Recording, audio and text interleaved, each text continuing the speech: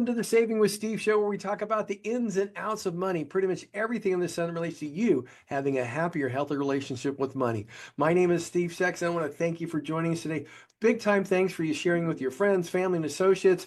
We're well over the 1 million listener mark, so we're very happy with that. But folks, it's Financial Planning Month. Today we have Billy Spencer. He's a certified financial planner, a certified financial behavioral specialist, and he's here to help us. Why do people do those things financially? Help us with practical steps for planning, how to develop money mind steps, and what the big mistakes people make to separate their money from their life goals. So, Billy, welcome to the show. Thanks for being here. Yeah, thanks, Steve. It's a pleasure to be on. Appreciate you having me. That's great. You know what? Here, one of the big questions we always like to start with, because everybody likes to know a little bit of a backstory. What got you to become a financial planner?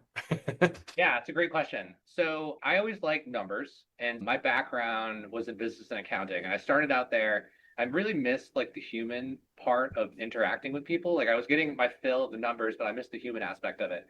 And speaking around and networking, I found myself ending up talking to a lot of financial planners. And I switched careers from an accounting background into a more financial planning background about 10 years ago, and really got to be able to talk to people and use numbers at the same time, which is what got me here today. Oh, okay. So you know what? Everybody knows what a certified financial planner is because Yeah. they seek those people out. But not too many people knows what a certified financial behavioral specialist is. So what's that? Help me with the designation, what it does for you, what it does for the people you work with, and all that kind of good stuff. Yeah. So I'll start that out by telling like a little story, which is inside of Perfect. my background a little bit too. So as I mentioned, like I was coming from an accounting background and I started working more with people.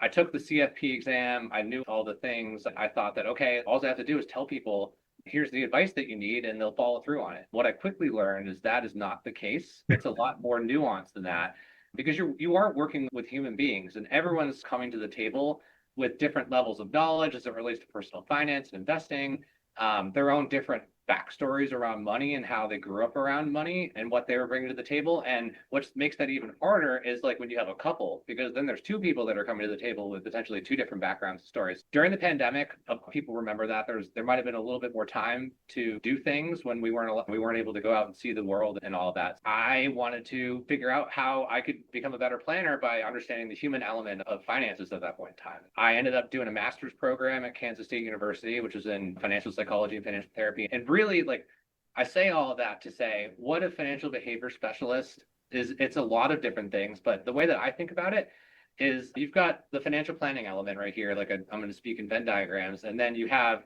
the human side of it. And so the financial behavior specialist lives in the middle there, where you're combining the person with the financial plan itself, and then making better advice from that.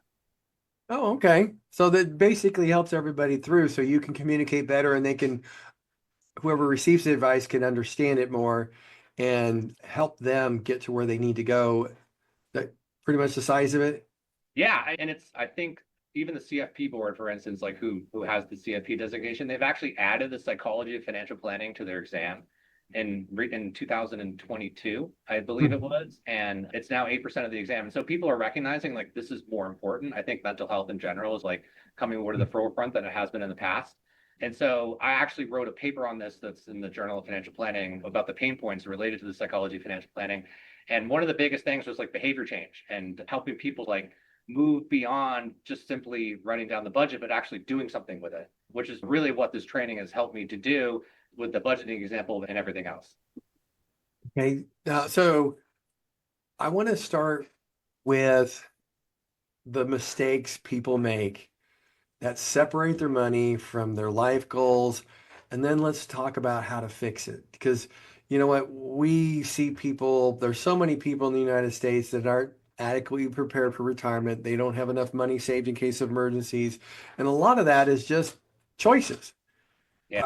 I've met people who didn't make very much, but they're really good at saving, and now they have well over $1 million. They're still not spending anything, but they have more than enough to take care of themselves. It's just that they've created that mindset and stuck to it. So let's talk about that a little bit. Hey, what are the mistakes people make? How did it affect them? And you know what? Let's talk about how we can fix it. Yeah.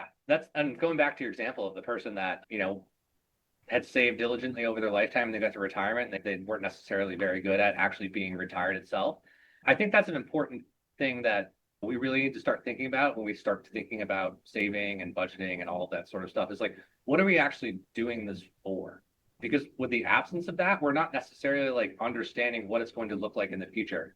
And so what I encourage people to do is actually think about that as the starting point to say, okay, if even we'll start small, right? If it's a year from now and a future me a year from now in 2026 is thanking me for something that I did today, what is that thing? What have I done? And then that can break down the steps to much smaller pieces that I can work on over the next year. Similarly, like with retirement, like for some people, that could be really far out into the future. And it's almost like we don't even know what that looks like because it is so far out into the future.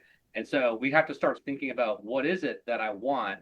And then how do I use money as a tool to achieve it versus just making money as the thing, okay, I'm just going to make the pile as big as I can possibly get. And then when I get there, I'll figure it out later. It's actually work it a different way where you say, okay, I want to do this. And now how does the money fit into that? Okay. In other words, if it's one of those things where you're thinking, okay, in the next year, I've got to save for this house. So that's my end goal. How do I go about doing it as opposed to just saying, I'm going to make as much money as I can? You'd look at it and say, hey, just for example, I'm assuming this, hey, here's my budget.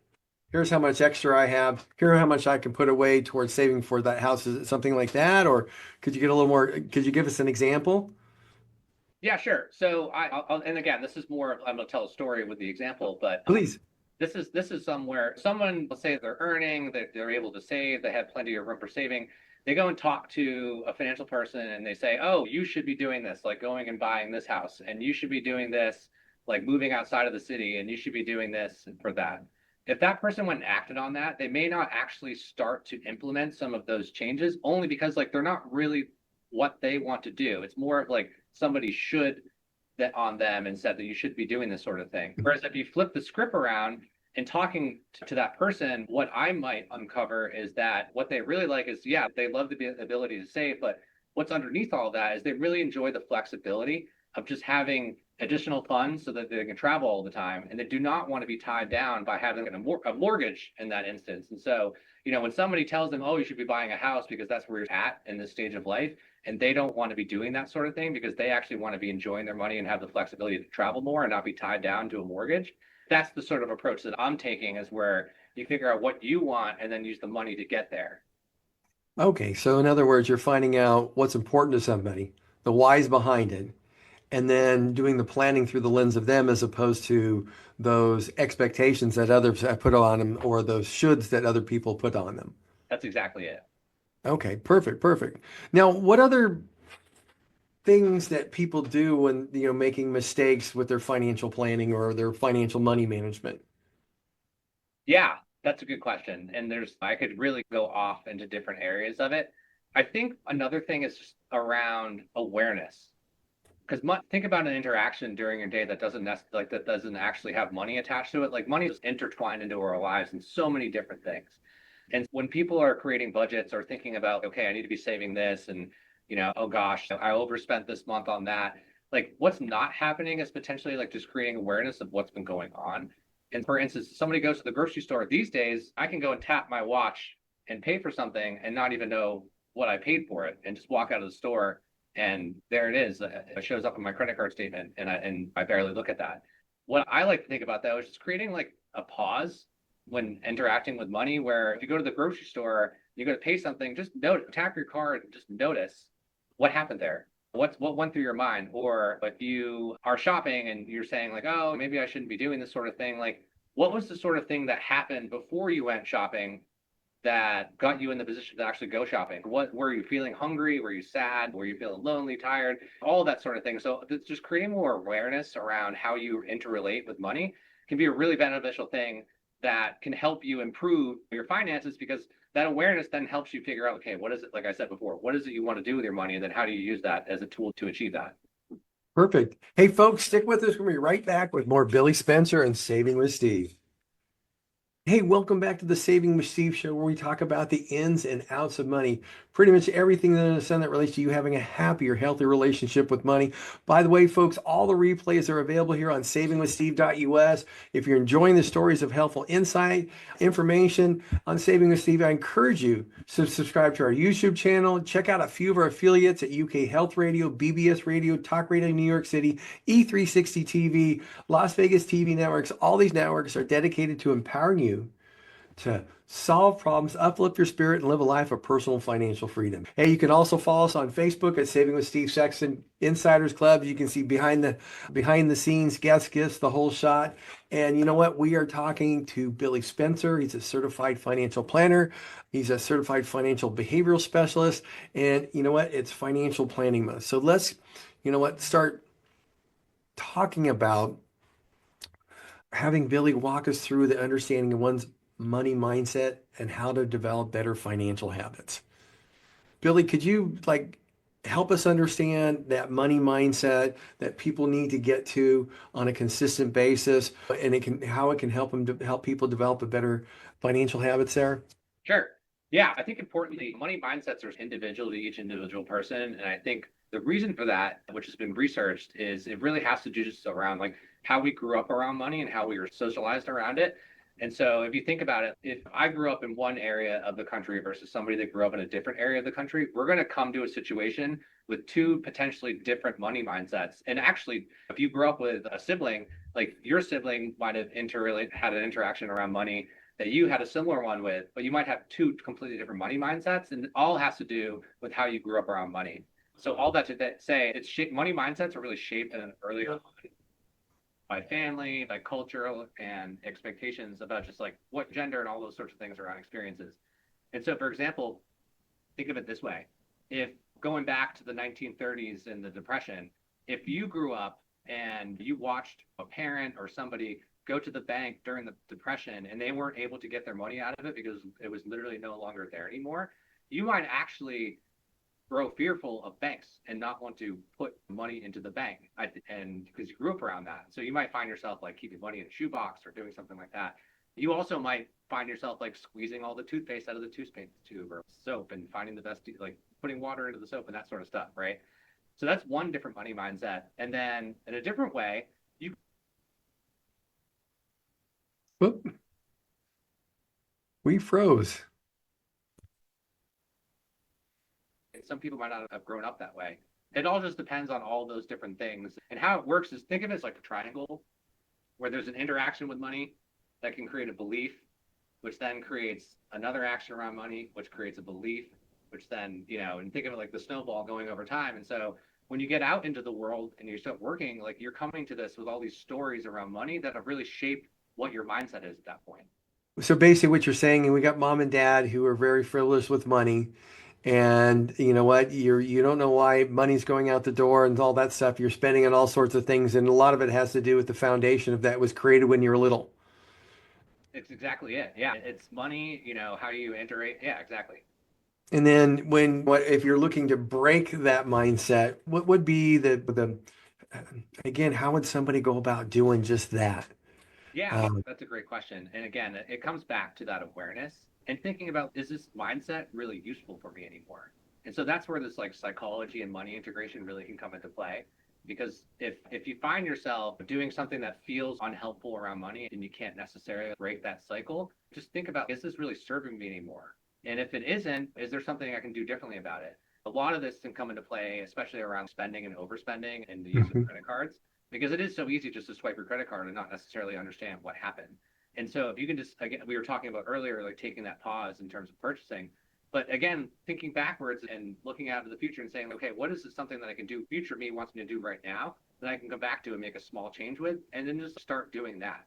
In the world, it's called solutions focused therapy. In that world, they actually have something called like the miracle question, where you can say to yourself, I what is it exactly? Imagine if you woke up tomorrow morning, by some miracle overnight, you have been given everything you wanted in life, and it's turned out just the way that you wished. What would you notice that would make you realize that miracle happened? What would you be doing? What were the things that you'd see? How would you feel? Who would you be hanging out with? But what that can really do is get you out of that stuckness in terms of the money mindset and start thinking full peripheral of where you're at. and then help you change that money mindset and get into the healthier financial habits that you want to be having. Because without understanding that awareness of everything, you can't really get there. For those people, the awareness portion of it, what are good tools for people that people can use to become more aware of their money and what they're spending and things like that? Yeah, it's funny you ask. There's so many different ways, and I think it really depends on what people prefer. Some great tools are like any sort of integrated online budget tracking or finance tool that where you can aggregate your accounts and credit cards and see everything in one place. Some people like spreadsheets, different your bank and your credit card company. They allow you to download things and you create your own sort of like budgeting spreadsheet. Some people like good old pen and paper, writing things down. And some people they like prefer using cash just because they can keep track of things. I think the thing with cash, which is really interesting, is you can hold on to it and you can see yourself like giving the dollars out or taking the dollars back in. And that can really create more awareness around, especially with spending situations where if you're handing out all that money and you're actually seeing the physical money go away, it might make you think a little bit differently. Oh, like maybe I didn't need to buy that thing. Hmm. No, I can see that because a lot of our viewers were saying I've eliminated my debit cards, my ability to pay for things with my watch or my phone and my debit cards and just gone to cash because I find out they spend less. They actually have created, like this one person, she goes, I created these envelopes and this is for food, Yeah, this is for this. She goes, but without it, she goes, I just spend. I don't know, have any idea what I'm spending. And I could list it at the end of the month. And I tried doing that, but that doesn't work. So she right. just puts it in envelopes and says, okay, this one's for this, one's for this. And once it's gone. So it's real interesting. She goes, yeah, the first month was tough because I had to dip back in because of I went too many places in my car and spent too much on gas and stuff like that. But okay. Now, so it's what you're really saying is you got to find your happy place to understand what you're spending and how to correct that mindset for yourself so you could stick with it. Correct. And going back to your story about the cash, you get people that don't want to do cash, like they could even do that online with the use of different separate accounts.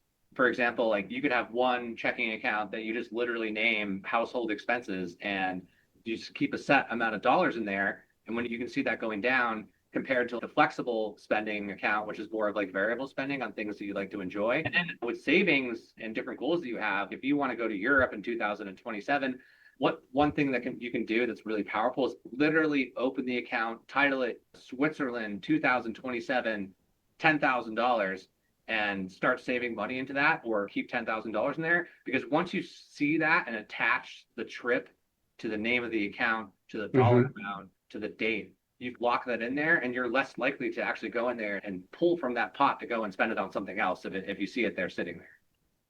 So that's wonderful. You know what? So what you're saying is, hey, if that's your goal, then what? Set aside an account just for that goal to achieve it. So if it's saving for a house, for a trip, a car, if it's just daily spending, there's nothing wrong with having 4 or 5 accounts or 6 accounts. Just that way, if it keeps you in budget, and then you also have to have an account for saving and investing. So what would be a good way for people to do that with like their payroll? Yeah, how I like to think about it, and there's many different ways to go about it, but one that I like is setting up like with payroll, doing direct deposits into fixed expenses, which are like the household expenses that don't necessarily change every single month. Variable expenses, which are more like the things that might change every single month, your trip to eat out or something like that. You don't necessarily have a set dollar amount per se every single month.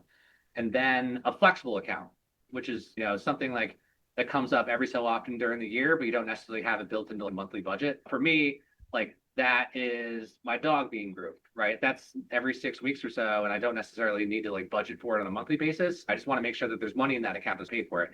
And so what you can do is set up payroll to do direct deposit into those three different accounts with the amounts that you need. And then at that point, you know what you can spend into each different spot. That also works very well with saving too. Going back to what I was saying before, is like have the retirement account, have the investment brokerage account that you're saving for, and have the savings account for the trip that you want to be taking. And try to, the best you can, automate all these different direct deposits into these places so that you know where your money's going and know that it's working for you so that you don't necessarily have to think about it. So you can focus on the things you do want to be thinking about. It could be the money aspect of it, but if you don't want to be thinking about it, you then know that things are going in the right places and it's in order.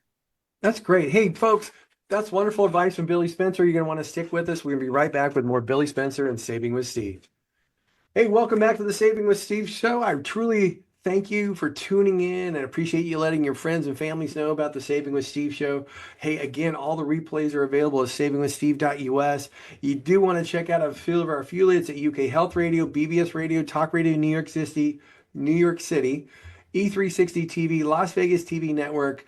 All those networks are dedicated to empowering you to solve problems, uplift your spirit, and live a life of personal and financial freedom. Now, we are talking with Billy Spencer, certified financial planner. I love saying this, certified financial behavioral specialist.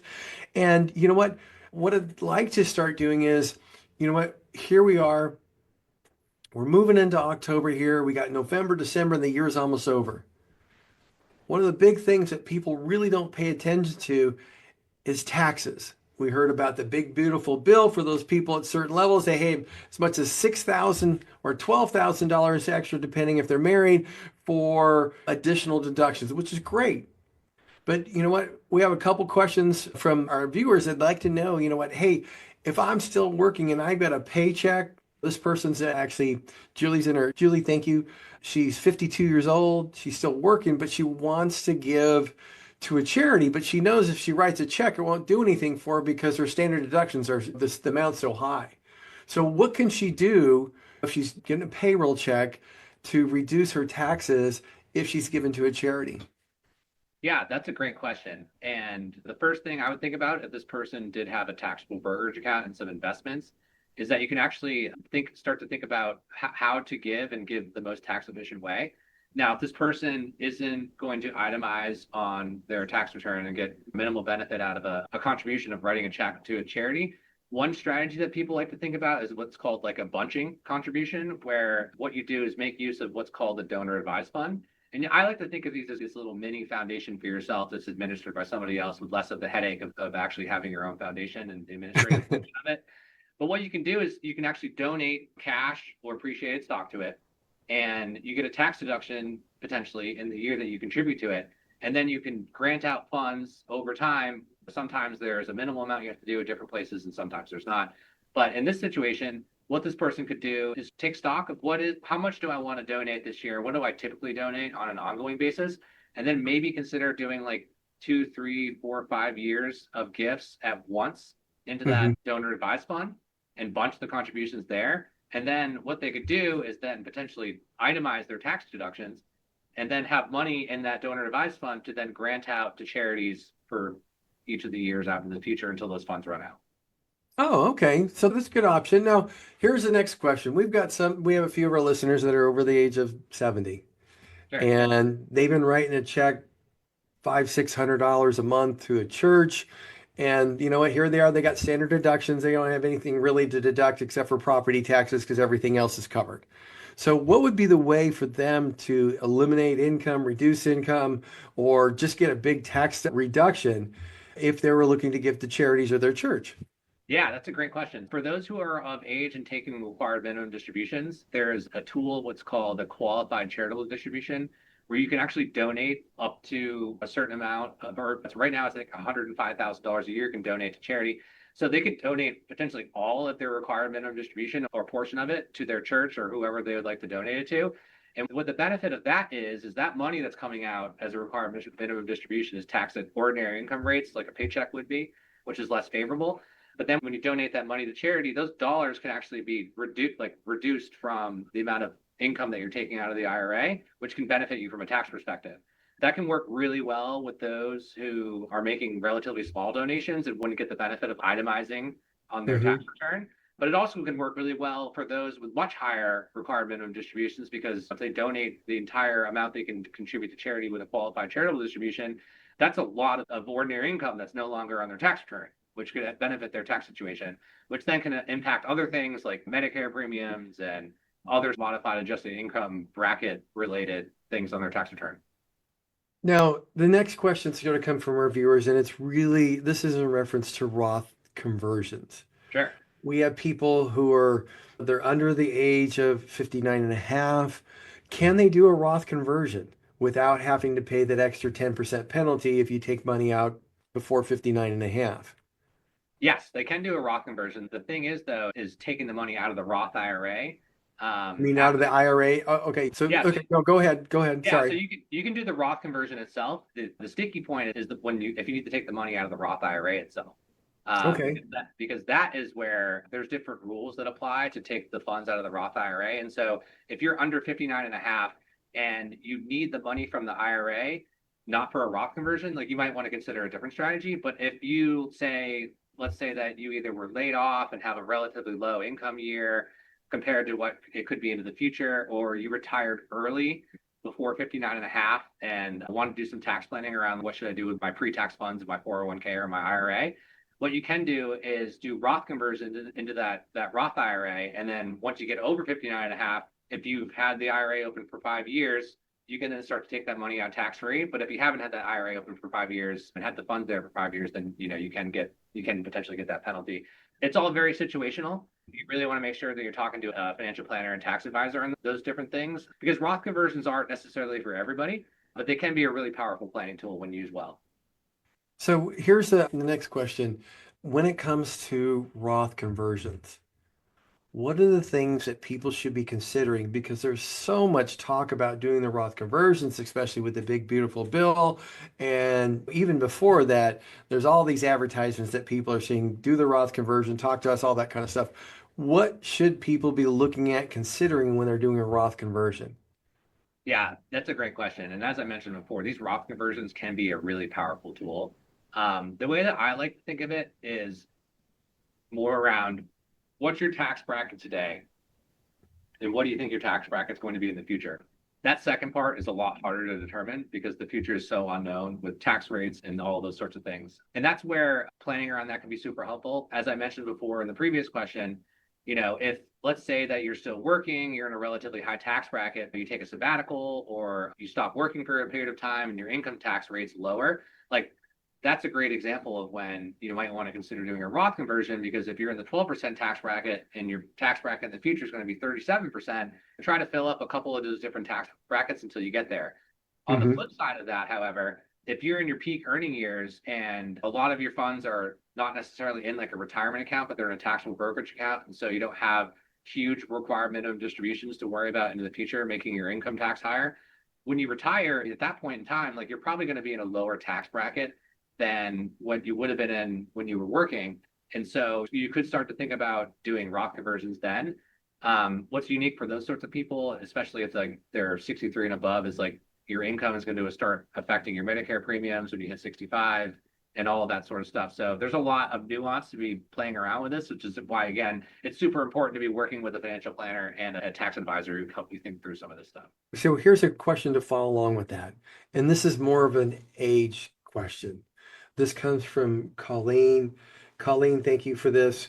Colleen is actually 76 years old, life expectancy 91, 92. She goes, does it really make sense for me to do a Roth conversion if I'm just doing it for myself? And she's got a multi-million dollar IRA and all that kind of stuff. But it's just, what should I be looking at if I'm in my 70s to do a Roth conversion? Does it really make sense? And then Yeah. I got a follow-up question to that for somebody else. Okay. Yeah. So, So obviously, I don't know Colleen, but if I were talking to her, I'd like to think about who else is in her sort of like network, like who are the beneficiaries of that IRA when she's no longer around. Because you want to be thinking not just with that individual person, but who is going to be receiving those funds into the future. And I'll just in this example, I'll make something up. If Colleen had beneficiaries that were going to receive the IRA when they're in their peak earning years, and Colleen's in a relatively lower tax bracket than them today, what they could be considering is, okay, my kids that are going to be in their peak earning years are in the highest tax bracket. I'm like in the middle of the road in terms of tax brackets. I could be thinking about doing some Roth conversions so that when my children or my heirs inherit that Roth IRA, I'm not really sticking them with a tax bill that they don't necessarily want, because those inheritors have to take funds out over a 10-year period and have that IRA depleted in 10 years at that point in time, which could create adverse tax effects for those beneficiaries. that's wonderful. Hey, folks. Hey, we're going really fast here. You know what? I'm going to stick with us. We're going to be right back with more Billy Spencer and Saving with Steve. Hey, welcome back to the Saving with Steve show. I truly want to thank you for tuning in. Appreciate you sharing us with your friends, family, and associates. We're back with Billy Spencer. This segment is really important because we've got a large number of people who are at that point where they're just about to retire, but they own a business. They're selling it. They've spent 20, 30 years building up this business from nothing to something. And now they're looking at this big business going, oh my God, I gotta pay taxes. So Billy, the big question is, how can people get prepared to sell their business, number one? And number two, how should they start looking at the taxation or tax reduction? Sure. Yeah, first I want to say congrats to these people who are nearing retirement and have a business to sell. That's wonderful. I think the most important thing to recognize is the best planning for this sort of event happened years prior, which if it hasn't happened, that's okay. But it's good to build the team around you to start thinking about these different things because there's different ways to structure your business depending on how you're going to sell it that can really benefit you from an income tax perspective. If you're going to transition the business to a family member, there are different estate and income tax planning tools to potentially sell the business to a family member through the use of various trusts to help take advantage of the fact that business isn't necessarily super marketable and you can potentially sell it at a lower valuation or than what you might get on the market for that sort of thing. Likewise, if this is a specific type of business that qualifies for what's called qualified small business stock or QSBS, there's potential if this is a C corp, and there's a number of different nuances in terms of qualifying for this sort of thing, but they could actually potentially sell that business and actually shelter $15 million or up to 10 times their basis, which could be an Oh, astronomical amount wow. of money hidden from taxation if planned for properly. This is the sort of thing where, like I said, there's a lot of nuance, and you want to make sure that you are measuring twice or maybe even like 10 times and cutting Hmm. this sort of thing just to make sure that you save on the taxes. But I do think just in general, like I said, like the planning for this sort of thing does happen in advance, hopefully, of the business actually being sold. But then also too, there's the income tax piece of it, but thinking about the business selling, like what's next for them, because that could actually dictate some of the advice. Because if they're charitable, for instance, they could potentially donate shares of their business to charity. And that could help them from an income tax planning perspective on the sale of the business. They could be gifting shares of the business to their children, like I said before, and setting it up that way, which could also help out with income tax planning.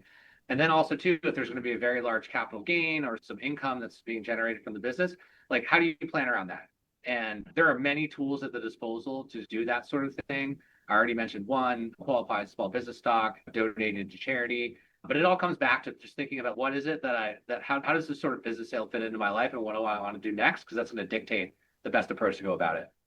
Okay, so for example, if somebody's looking to sell the business and use the proceeds to create an income, they might want to hold a note so they can actually get the interest and the capital gains that they get from holding the note for the sale of the business, which would defer taxation, something like that. Yeah, even doing something as simple as an installment sale to spread the taxation of the gains out over a period of years. Because rather than having it all happen at once, you could potentially spread that out.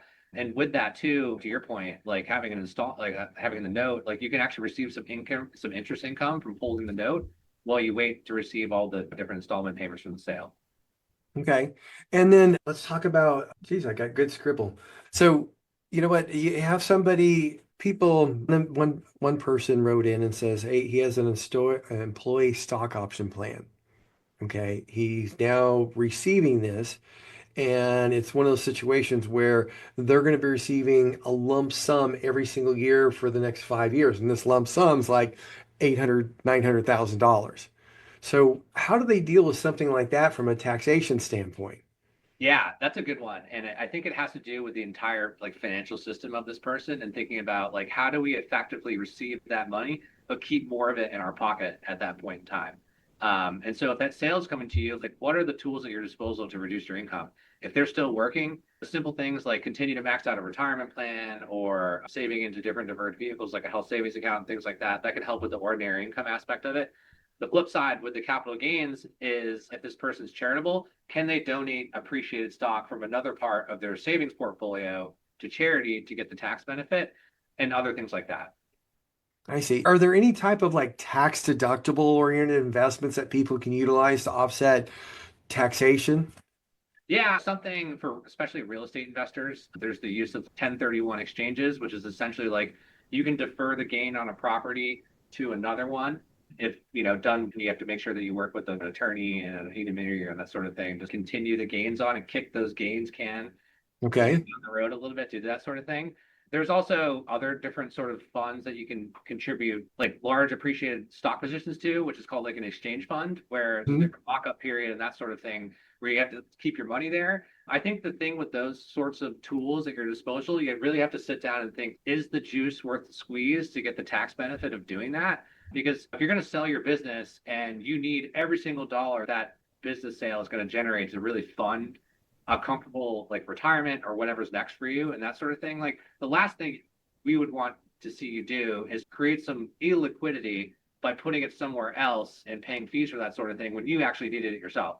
And so that's where when I think about business planning, it's the tax piece, it's the estate planning and the attorney's piece of it, but it's also like the personal piece of it and just making sure does all of this planning actually make sense for who I am and what I need from this business sale and then applying that to the strategies that are available. That's wonderful. So, Billy, could you spend a few minutes just talking about what you do at Crestwood Advisors and how you help people, and maybe even share some of your information so people, if they'd like to get in contact with you, they could? Yeah, sure. That'd be great. I'm a wealth manager at Crestwood Advisors. And so we work with high net worth, some ultra high net worth individuals.